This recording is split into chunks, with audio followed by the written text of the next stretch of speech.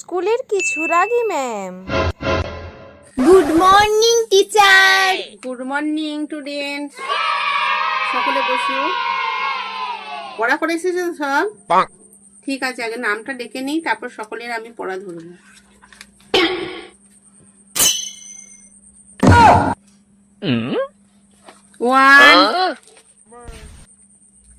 One, present ma'am.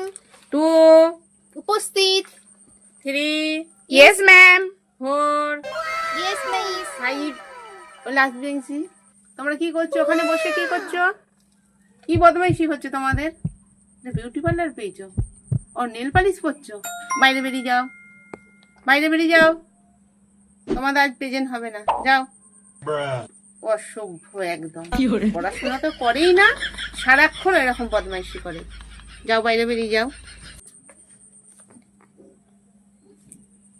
10, present ma'am.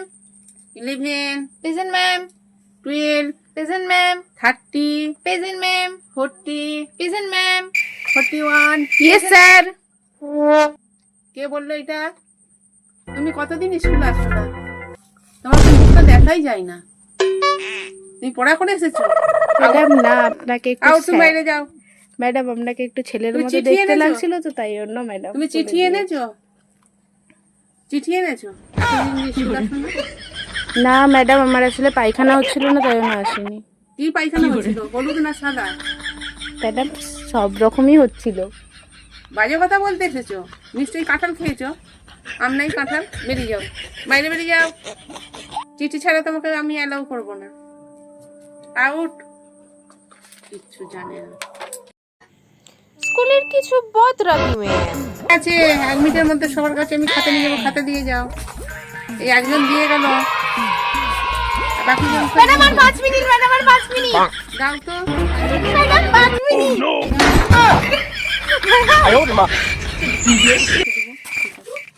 Madam 5 minute.